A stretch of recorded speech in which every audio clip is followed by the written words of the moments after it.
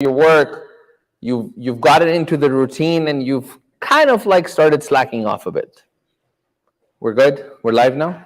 Well, they just like went like that. Okay, we'll come back to slacking off, inshallah.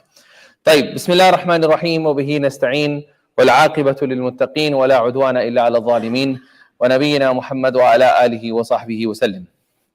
So we're going to do key number 6, but before we begin, let's do a quick recap. Who can tell me some of the keys that we have covered? From 1, what was the first key? Lowering your gaze. What was the second key? Hifzul lisan, protecting your tongue. What was the third key? Ears. The ears. The fourth key was protecting all of our limbs, and in specific, the stomach. The fourth key. The fifth key was what? Yeah, like binging at the time of iftar, right? Just completely letting it go and losing it and not being focused and mindful with what we eat during the time of iftar. The sixth key, the author, he says, السادس أن يكون قلبه بعد الإفطار معلقا مضطربا بين الخوف والرجاء. That a person, once you break your fast, you are not in a state of joyfulness, but rather in a state of turmoil that you do not know whether your fast was accepted. So you are in a state between khawf, the fear that my ibadah was not accepted, and raja, with this hope that inshallah Allah has accepted it, I've tried my best. So the person remains in that state, and that is the state ma'a sa'ir al-ibadat. That is why the first thing when we say Assalamu alaikum wa rahmatullah, Assalamu alaikum wa rahmatullah, we say Allahu Akbar and then Astaghfirullah. You didn't commit any sin. You did the highest form of obligation. Why do we seek istighfar? We seek istighfar that, oh Allah, we don't know if our salah was worthy of Allah subhanahu wa ta'ala. So keeping that in mind, we say Astaghfirullah. Oh Allah, forgive us for whatever shortcomings we had in the salah. Right? Then he says, وَلْيَكُنْ كَذَلِكَ فِي آخِرِ كُلِّ عِبَادَةٍ يَفْرَغُ عَنْهُ يَفْرَغُ مِنْهَا. يَفْرُغُ مِنْهَا. That would be the state with all of your ibadat. When you free yourself, when you're done with your ibadah, you should have this fear and hope that Allah may not have accepted it, and I'm really hopeful that Allah has accepted it. Okay. It is mentioned by Abil Hassan ibn Abi Hassan, he says that once he crossed a group of people and they had just celebrated Eid. So he saw them, فَقَالَ لَهُمْ إِنَّ اللَّهَ جَعَلَ شَهْرَ رَمَضَانَ مِضْمَارًا لِخَلْقِهِ يَسْتَبِقُونَ فِيهِ لِلطَّاعَةِ. Allah has hidden the results of Ramadan. You don't know what happened in the last Ramadan. I don't know what happened in last Ramadan. We don't know the results. It's mudmar, it's hidden. Right?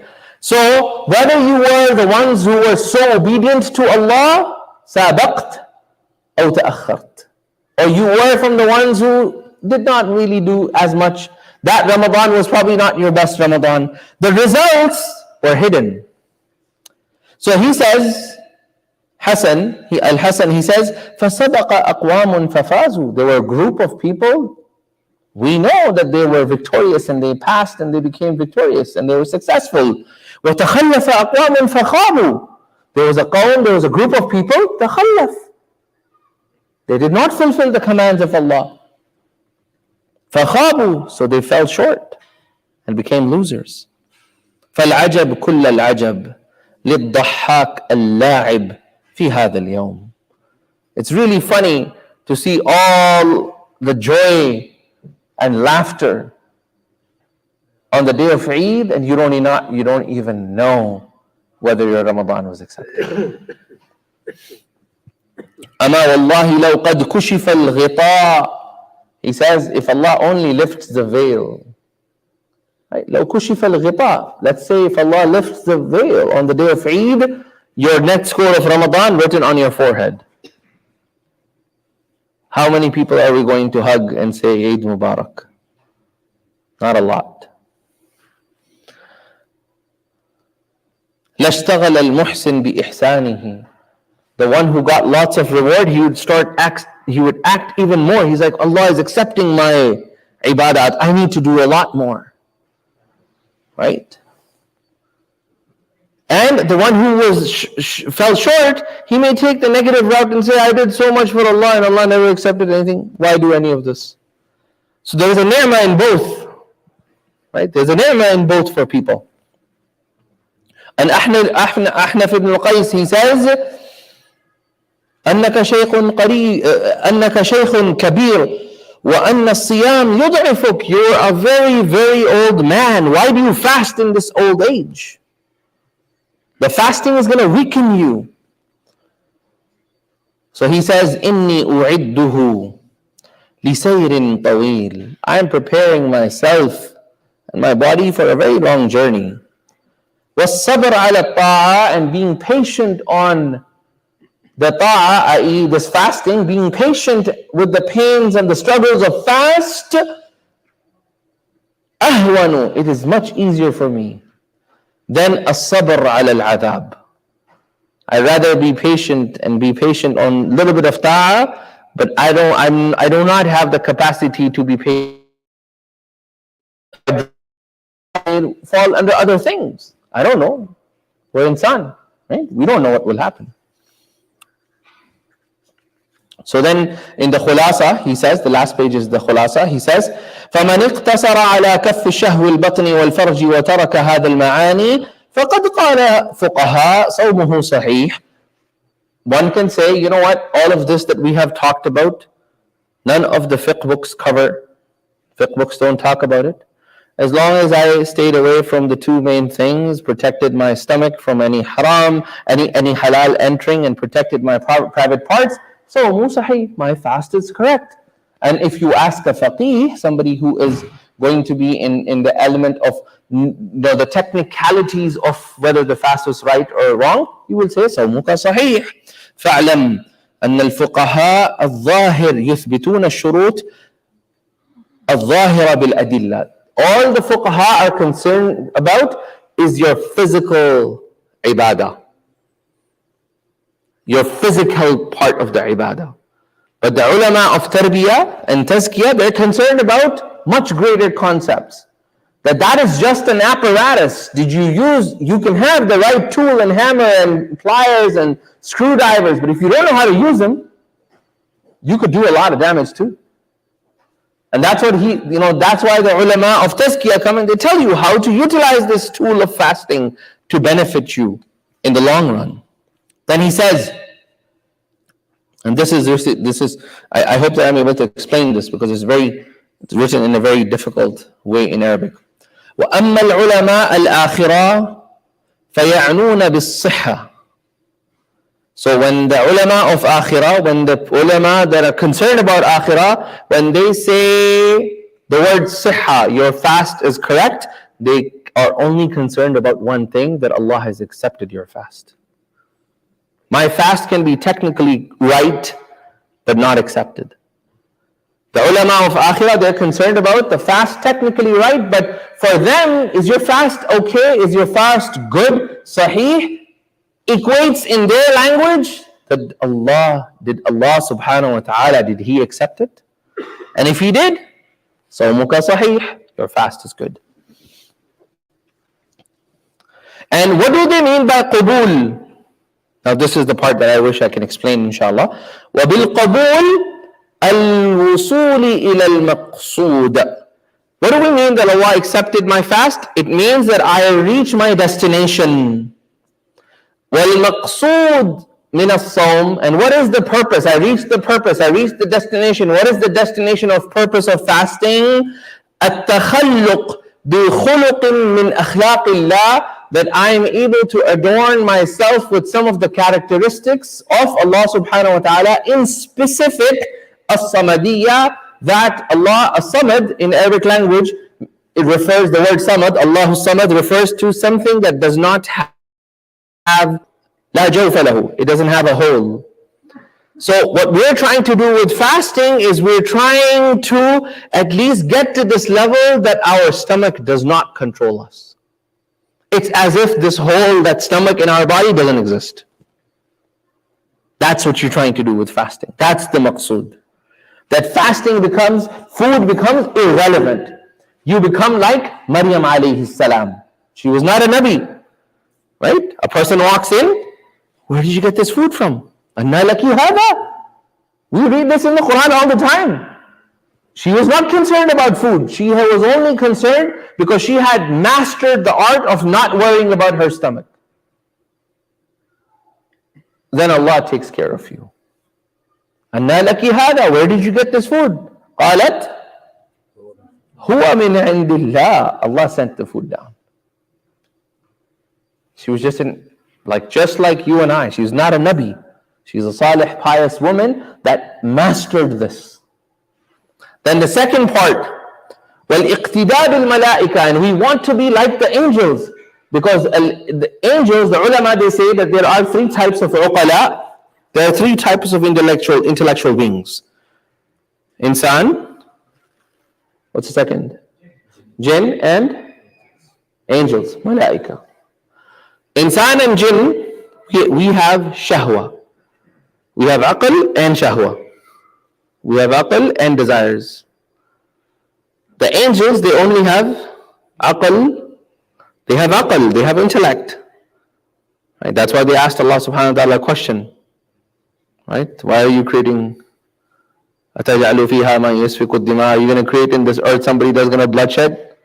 وَنَحْنُ نُسَبِّحُ بِحَمْدِكَ. We are asking your question. Like the angels ask question to Allah subhanahu wa ta'ala. Numerous hadiths in Sahih Bukhari and Muslim are filled with angels asking, Ya Rabbi, limada? Why did you do this? The fact somebody asks a why question is an intellectual being. Because only intellectual beings can ask why questions. So they are intellectual beings, but they do not have shahwa. And what other beings have shahwa but no aql? All other animals. So as an insan, Allah has put you in between the two realms.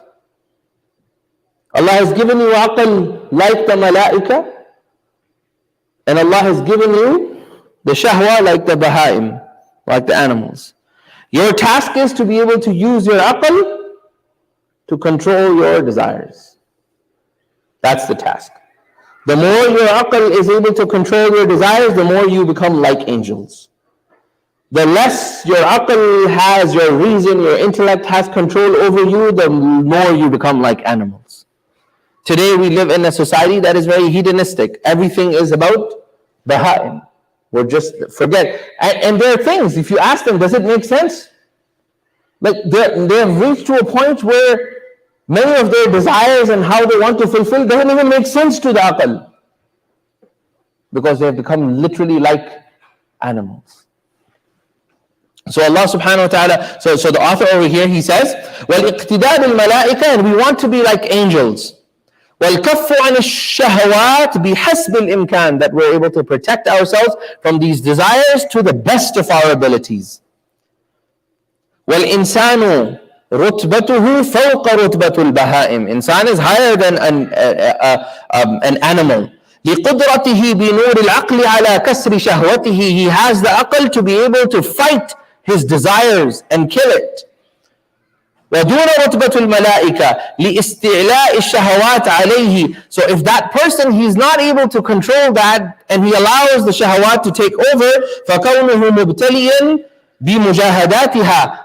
Now a person may be tested, now he has to struggle and fight to win over his desires. فَكُلَّمَا انهمك في الشهوات, the more this person gets involved in his desires, انحط إلى الأسفل السافلين, that person, his level in the eyes of Allah subhanahu wa ta'ala starts dropping, because you are nothing but a master, you are nothing but a slave of your desires. And Allah had given you the deen and ibadat and your aql to master this. And the entire purpose of Ramadan is us to be able to master the use of our aql, and with that, by staying away from food, a mastery and control of our shahawat. So that was a few lines of what I thought were beneficial, at least to me. And I thought that, instead of just reading myself, I share with everybody, and any of the comments that we might take a few questions from here too. There are a few questions over here. Let me just quickly refresh this.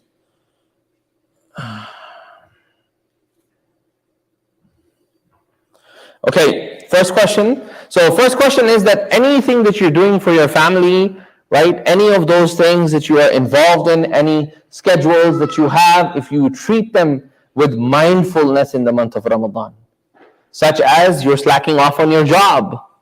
We all know that. I've worked in the corporate too. There are ways we can, especially in Ramadan, like, this is month of Ramadan. We give ourselves this special excuse. It's like, I'm fasting. I think I can do a little bit less today, right? Unless you communicate with your manager and let him know that you're going to be fasting, then he gives you that permission, no problem.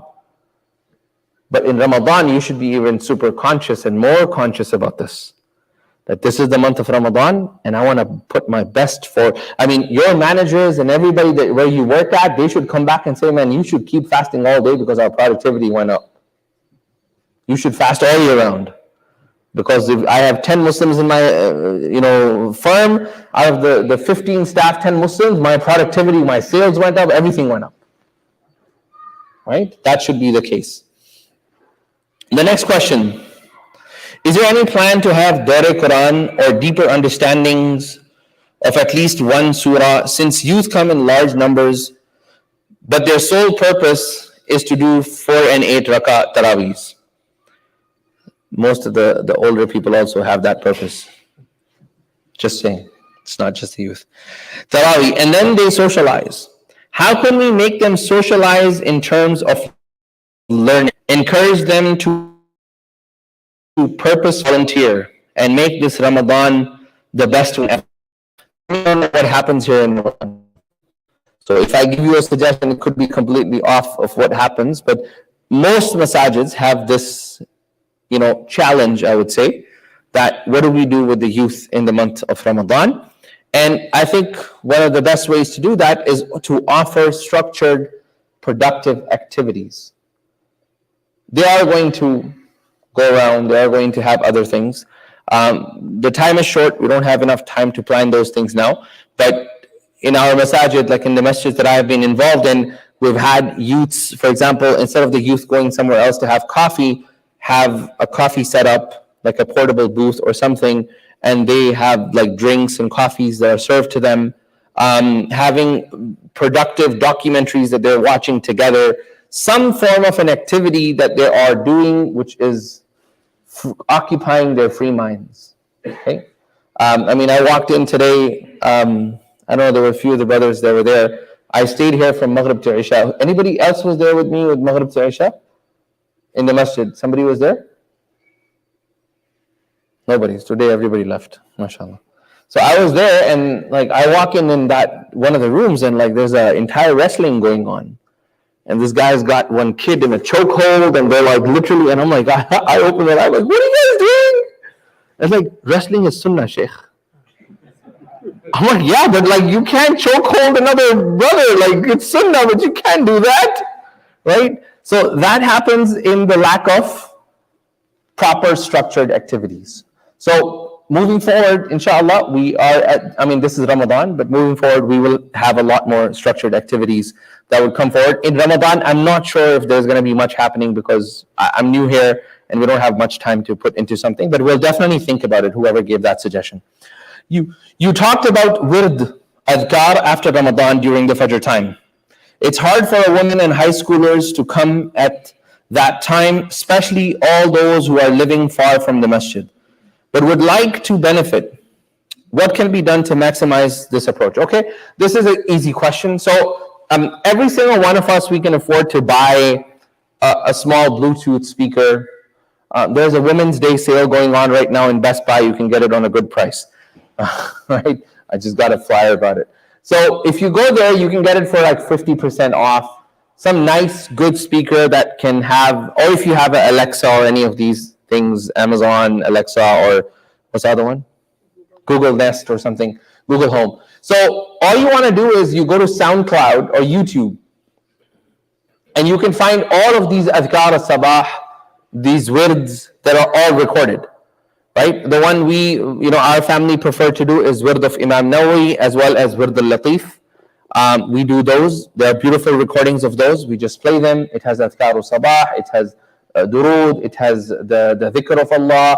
All of these things are combined in it. And as a person, you can just literally play it and make sure that your families are sitting together and you are repeating that consciously. It should take you 15 minutes. With wird Imam Nawawi. Imam Nawawi had a wird that he never left throughout his life.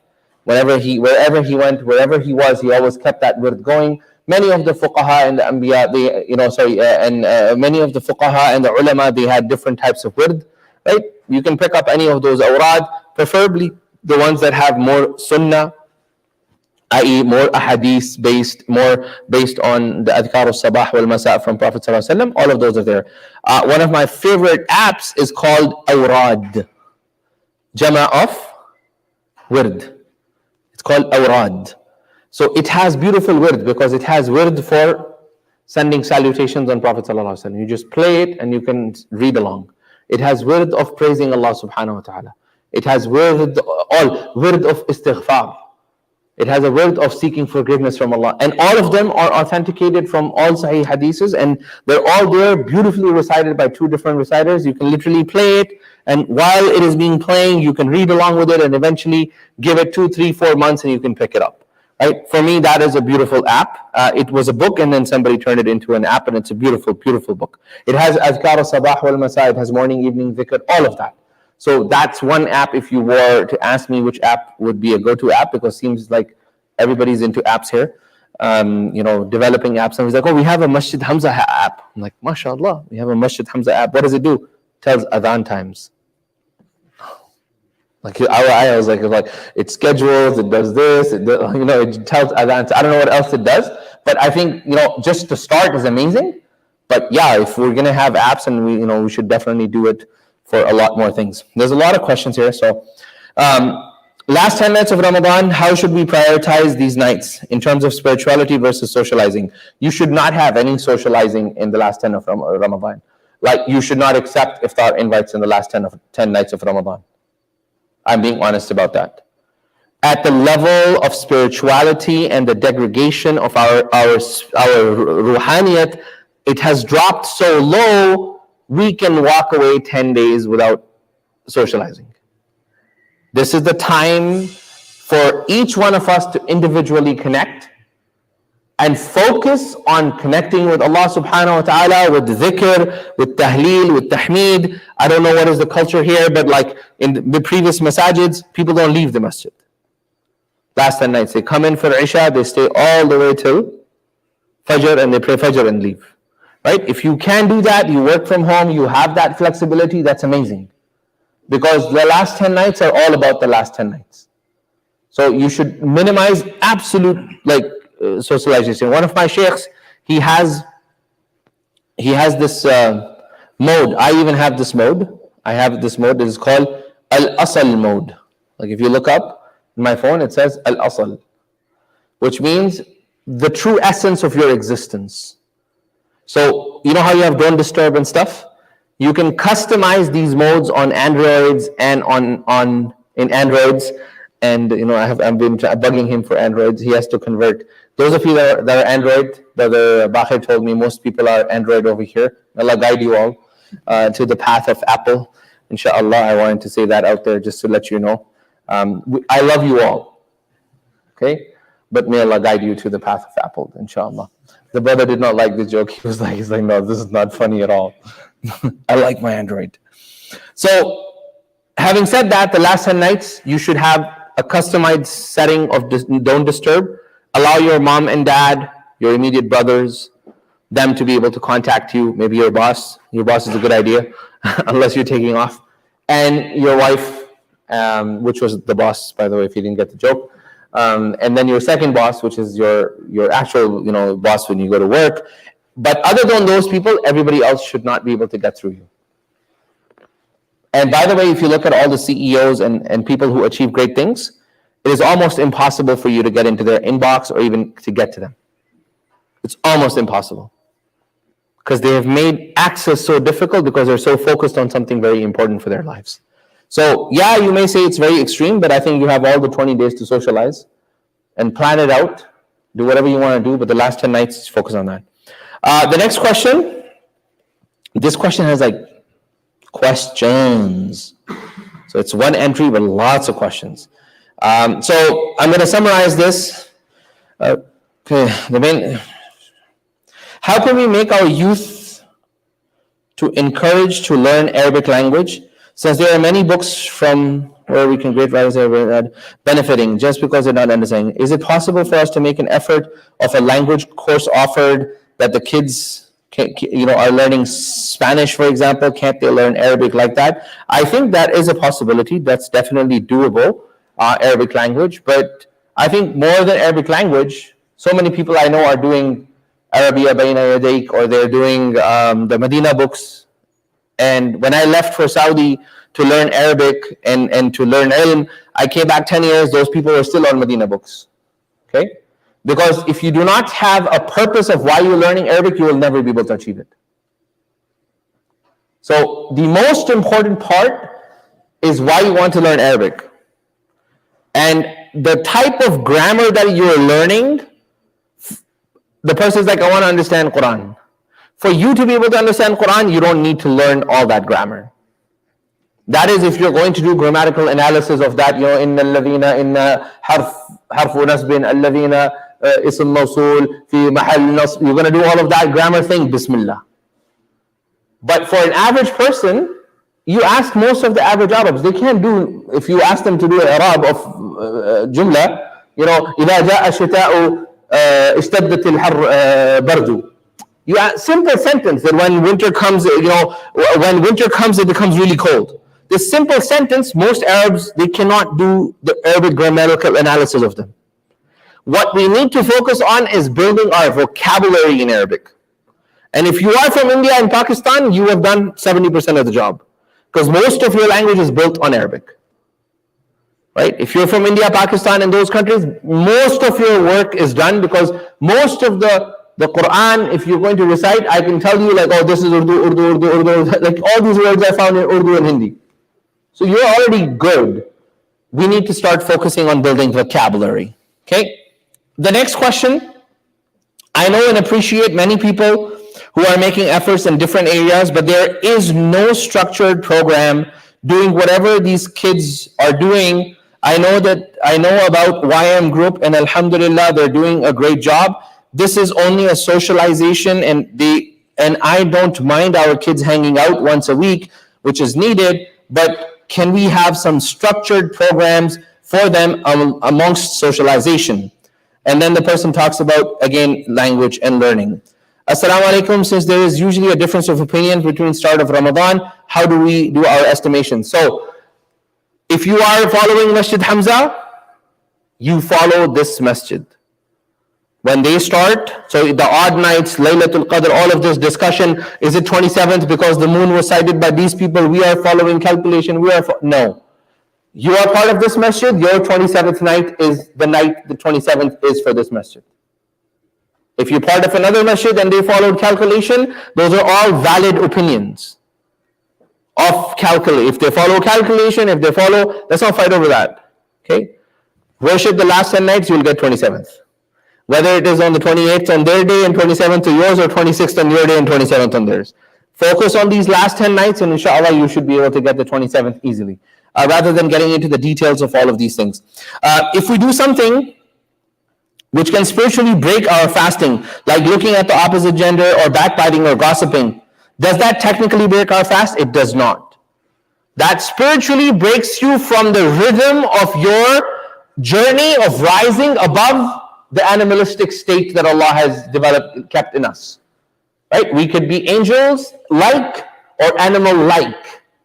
When we break the spiritual breaking, like gossiping or backbiting, then what ends up happening is we break, not the technical fast, but the break has happened because your journey of transitioning from animal-like to angel-like has stopped. And regressed, you've went backwards. Make sense? It's a lot of quiet here. Okay, any questions from the floor before I take more questions here?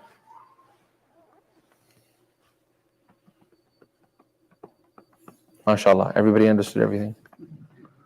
Amazing. That was great. What? Wait till tomorrow. When fiqh question comes, everybody's going to have a question. Because spirituality is easy. It's doable. Right? Fiqh, no, technical. Toothpaste. Somebody's going to ask me a question about toothpaste. Somebody's going to ask me a question about vomiting. Somebody's going to ask me a question about injection. Those are all the questions that come every single time.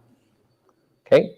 So I have a rule that those most common asked questions, unless you are 16 or 17, address them. Because you've already known the answer. You're just doing another fatwa shop. Okay? And I'm not here for that. So we will be reading a book together, inshallah. Tomorrow I'll do a summarized version for those that will not be able to come in detail. We'll do a summarized version of basic fiqh of fasting quickly. And starting Monday, Tuesday, Wednesday, and Thursday, we will do, and possibly Friday too, if there's no events, then we will do, depending on how quickly we go through the book, we'll go through Matan Abi Shuja'. It's a primer in Shafi'i fiqh, but again, I will try my best to allude to any differences that exist in other madhahibs that if I remember off top, and if you have a specific questions related to a specific madhab, if I do not know an answer, then I know enough people in those madhahibs that I can reach out to them and get you an answer, not right away, but at least get you some answer, inshallah. Okay? Tayyib.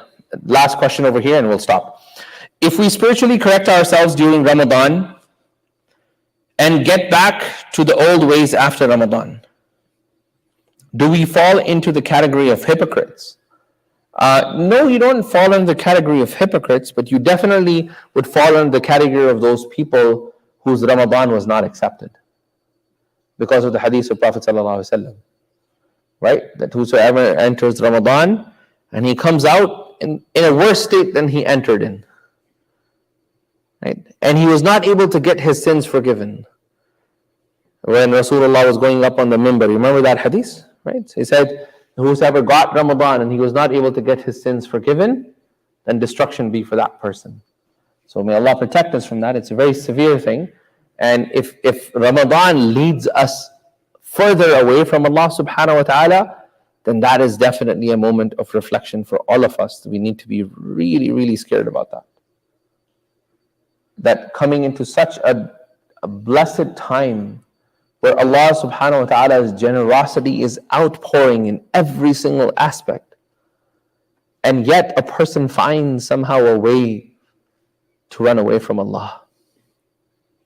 Right? There's no words that can describe that.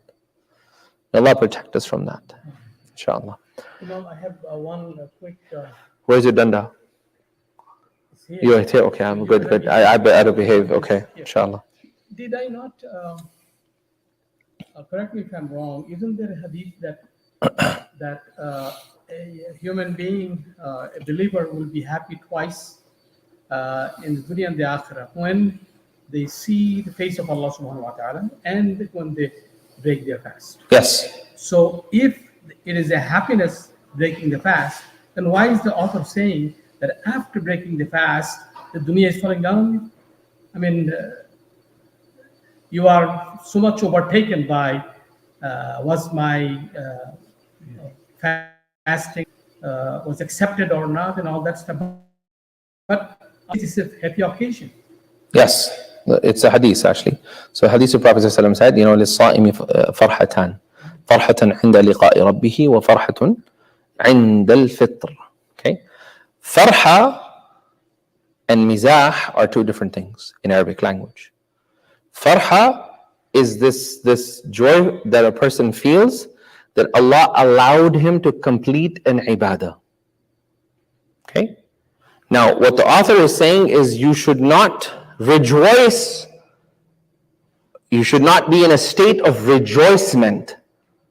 You should be happy that Allah allowed you, gave you a capability, gave you health, gave you food, gave you everything, gave you the tawfiq, that you were able to get up in the morning and you were able to get all the way to Maghrib and you did not commit any. You should be happy for that. Right? You should be happy that you got the tawfiq. So that farha, if you go and read the sharh of these books, you're going to find that al-farhatu للتوفيق. You're happy that Allah gave you tawfiq, but you're sad, you're in a state of al-raja wal-khawf. You're afraid from the fact that, yeah, I got the tawfiq, but what if Allah didn't accept? And you're also hopeful that, Allah, you gave me tawfiq, I'm really hopeful you will accept. I'm really hopeful. So there are two different things. That farha is for the tawfiq to end a particular thing, because so many of the people we know, they started a fast, and during the fast, they did things that were, not pleasing Allah subhanahu wa ta'ala. Many of them broke fast in ways that were not pleasing Allah subhanahu wa ta'ala. So you are really happy that Allah has given you at the time of fast that moment that, Allah, you gave me the tawfiq to finish this fast. Alhamdulillah, I was your obedient servant. But then you're also afraid, you're like, and that fear of khawf and raja is in every ibadah. Every ibadah. But that's a really good question. Jazakallah khair. But not to be happy for samosas and not to be happy for samosas and pakoras. I mean, you can be happy for Hyderabadi Halim if you want. Right? Inshallah. All right. Jazakallah. Any other questions? Barakallah feek. Bismillah ar-Rahman ar-Rahim. اللهم صل وسلم على نبينا محمد وعلى آله وصحبه وسلم تسليما كثيرا. اللهم آت نفوسنا تقواها وزكها أنت خير من زكاها أنت وليها ومولاها. اللهم بلغنا رمضان، اللهم بلغنا رمضان ووفقنا فيه للطاعة يا رب العالمين. اللهم ارزقنا تلاوة القرآن آناء الليل وأطراف النهار على الوجه الذي يرضيك عنا يا رب العالمين. اللهم ذكرنا منه ما نسينا وعلمنا منه ما جهلنا وارزقنا تلاوته أطراف النهار يا رب العالمين. اللهم آت نفوسنا تقواها وزكها أنت خير من زكاها أنت وليها ومولاها يا رب العالمين. اللهم تقبل منا عبادتنا يا رب العالمين. اللهم فقهنا في الدين، اللهم فقهنا في الدين، وطهر قلوبنا واغفر ذنوبنا يا رحمن يا رحيم يا غافر الذنوب. وصلى اللهم تعالى على خير خلقه محمد وعلى آله وصحبه وسلم تسليما كثيرا.